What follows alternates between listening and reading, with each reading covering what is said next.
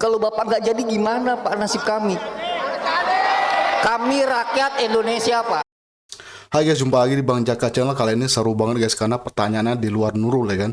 Pertanyaannya gini guys, bagaimana jika Anda tidak jadi presiden? Nah itu guys, langsung aja kita tonton bareng-bareng. Pak Anies sudah berjalan ke seluruh kota wilayah Indonesia. Bahwasannya semua yang Pak Anies dengar inilah suara hati nurani masyarakat Indonesia Pak. Fenomena real yang terjadi di masyarakat. Semua pertanyaan dari masyarakat selalu menanyakan ketika Pak Anies jadi, apa yang akan Pak Anies perbuat.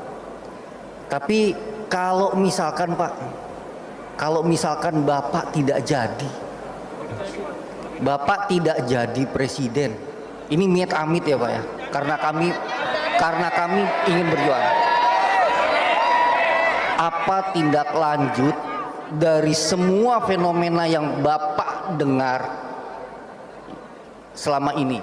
Apakah Bapak akan meninggalkan kami Pak?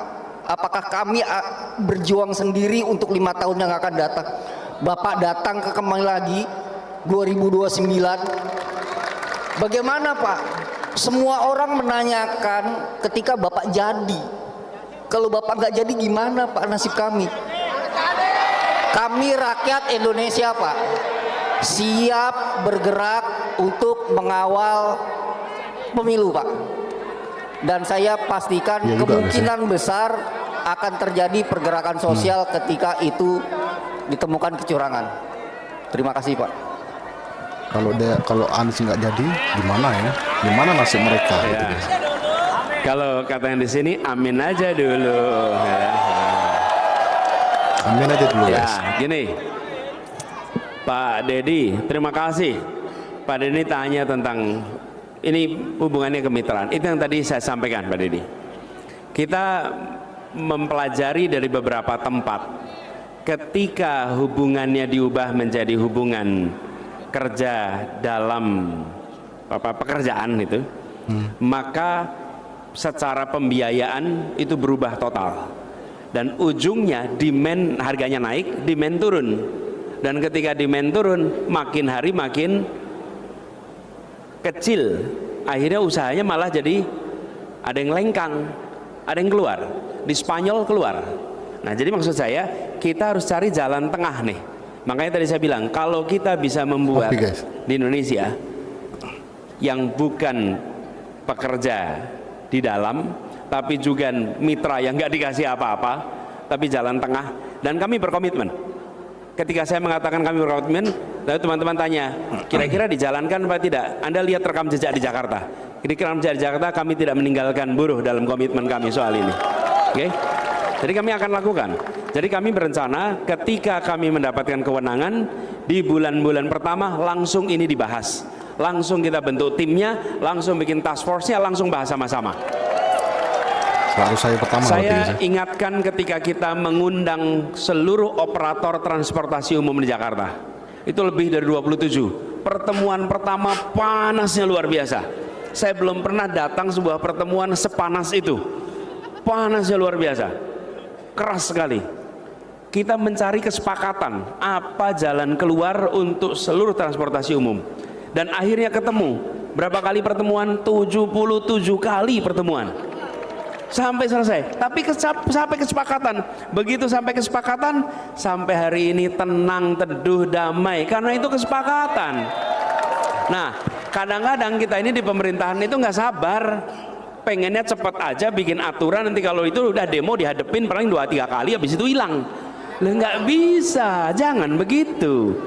Kita harus bahas sama-sama. Jadi komitmennya itu ya, Mas. Kita cari jalan tengahnya. Di samping kita juga tahu ada sebagian yang menginginkan fleksibilitas. Banyak yang bekerja di ojol juga nggak kepengen terikat secara ketat. Jadi kita cari jalan sama-sama. Kemudian soal hasil pemilu, gini, saya ingin merespon pada apa yang semuanya. Bagaimana hasil pemilu? Hasil pemilu ini 16 hari lagi kita belum tahu. Manusia belum tahu. Oke? Allah sudah tahu hasilnya nih, tapi kan kita tidak tahu nih. Jadi bagian kita sekarang berusaha, berikhtiar. Itu bagian kita. Ya. Jadi saya ajak pada semuanya untuk mengajak sebanyak mungkin mencoblos. Yang kedua, selesai pemungutan suara jam 1, ajak semua warga untuk kembali ke TPS menonton penghitungan suara. Jangan biarkan saksi-saksi kita berjuang sendirian di dalam. Jangan biarkan saksi-saksi kita mungkin terdesak di dalam. Seluruh warga panggil, ikut awasi, dan memastikan penghitungannya benar di tempat itu. Catat dengan baik. Itu cara mengamankannya. Dengan begitu perjuangan kita tuntas. Dan kami makin hari makin yakin. Insya Allah 14 Februari nantinya jadi hari perubahan Indonesia. Terima kasih Pak Edi. Baik. Nanti bakal jadi hari perubahan guys kalau dia menang ya.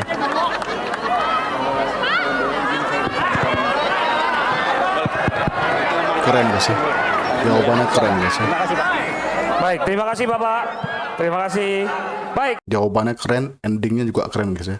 Ketika ditanya bagaimana jika Pak Anies kalah ya kan, Allah udah tahu jawabannya kan, tapi kan manusia belum tahu jawabannya.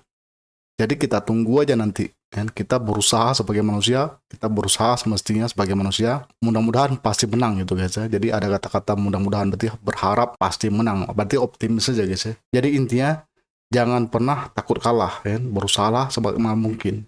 Nanti terserah gitu guys ya. Kalau masalah pembahasan ojol atau buruh ya kan, atau pekerja, itu guys, Anies jangan diragukan lagi. Kemarin 2 tahun yang lalu dia guys, waktu buruh demo dia datang guys. Dia langsung datang ke kemuran demo dan dia meladenin semua pendemo guys. Dia nggak kabur, gentleman guys. Bahkan malah kebalik guys, malah Anies yang orasi di situ kan. Pertanyaan memojokkan ya kan.